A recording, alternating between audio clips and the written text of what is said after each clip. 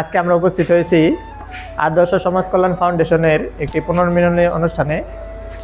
তো অনুষ্ঠান শুরু হয়ে গেছে, সবাই ভিডিও উপভোগ করতে থাকেন, আশা করি ভিডিও ভালো লাগবে।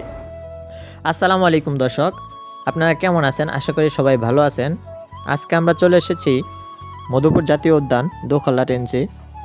এখানে একটি অনুষ্ঠান হচ্ছে। অনুষ্ঠানটি হচ্ছে আমাদের গ্রামের একটি সংগঠন আদর্শ সমাজ কল্যাণ ফাউন্ডেশন।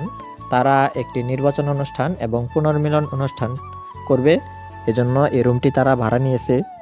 তো আমরা এখানে, আমাকে ইনভাইট করা হয়েছে, আমার বন্ধু বান্ধবরা এই সংগঠনের সদস্য। তো আজকে এখানে আসলাম, ভাবলাম যে একটু ভিডিও করে রাখি, আপনাদেরকে দেখাতে পারবো। তো সবাই ভিডিও দেখতে থাকেন। আমরা এখন এখান থেকে গিয়ে দোখলা যে একটি ওয়াচ টাওয়ার আছে সেখানে উঠবো। তো আমরা চলে আসলাম দোখলা ওয়াচ টাওয়ারে। এখন আমরা উপরের দিকে উঠবো। প্রথমে একতলা দুইতলা ওঠার পরে আমার বন্ধু বলতেছে যে পা ব্যথা করতেছে, আর উঠবো না। তারপরে আমি তাকে জোর করে উঠিয়ে নিয়ে গেলাম। আসলে অনেকগুলা বন্ধু যখন এক জায়গায় হয় তখন আনন্দটা, মানে তখনকার মুহূর্তটা অনেক আনন্দময় হয়ে থাকে। তো এখানে যাওয়ার পরে বন্ধু বান্ধবের সাথে দেখা সাক্ষাৎ হয়, তারা ঢাকা থেকে এসেছে। তো মুহূর্তটা অনেক সুন্দর ছিল। তো বন্ধুরা, এখন আমি যেই টাওয়ারে উঠতেছি এটি হচ্ছে দোখলা ওয়াচ টাওয়ার। এখান থেকে মধুপুরের যে পুরো শালবন আছে, পুরো বনটাই দেখা যায়। তো আস্তে আস্তে উঠতেছি। এখন আমরা আছি 5 তলায়। এখান থেকে ওই যে দেখেন মাঠ দেখা যায়, অনেকগুলো পর্যটক আসছে। আজকে হচ্ছে শুক্রবার, ছুটির দিনে এখানে এবং লোহরিয়া ভিটে, এই দুই জায়গায় অনেক পর্যটক এসে থাকে। আমাদের এলাকায় পর্যটন কেন্দ্র থাকা সত্ত্বেও আমি বাংলাদেশের বিভিন্ন পর্যটন কেন্দ্রে ঘুরে বেড়াচ্ছি। প্রত্যেক মাসে একটি করে ট্যুর দিচ্ছি, আপনারা দেখছেন ভিডিও ইতিপূর্বেই। তো ওয়াচ টাওয়ার ঘুরে দেখে তারপর আবার নিচে চলে আসলাম এবং যে রুমটি ভাড়া নিয়েছিলাম সেখানে চলে আসলাম। তো এখানে এসে আমি একটি আমলকি পেলাম, তো সেটি আমার পকেটে রেখে দিলাম।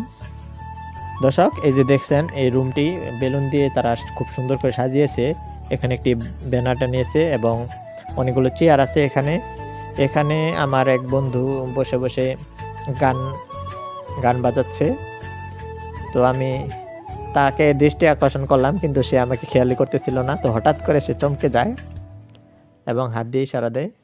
তো এই যে দেখুন, আমি আবার বাইরে চলে আসলাম।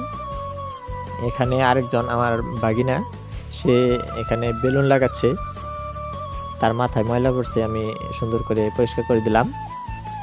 এখন এই যে দেখুন কতগুলো মানুষ, অনেক হাসাহাসি হচ্ছে, অনেক ভালো লাগতেছে। আজকের এই মুহূর্তটা আমি কখনোই ভুলবো না, স্মৃতি হয়ে থাকবে জীবনের পাতায়।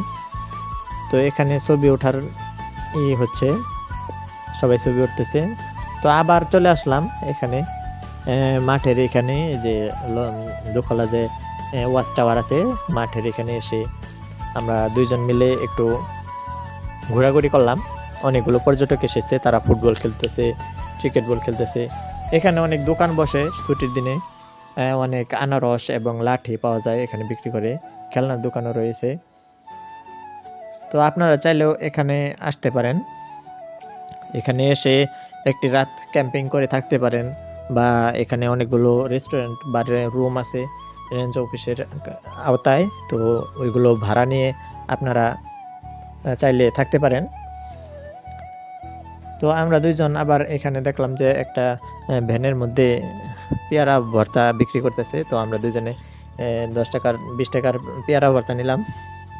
তো পেয়ারা ভর্তা অনেক মজা ছিল। তারপর দেখলাম সবাইকে ডাকতেছে, পরে সবাই গেলাম। এখানে আসার পরে দেখলাম যে সবাইকে নিয়ে একটি গ্রুপ ফটো তোলা হবে। তো আমরা সবাই রেডি হচ্ছিলাম, ওইদিকে আবার রান্না বান্নার কাজ চলতেছে।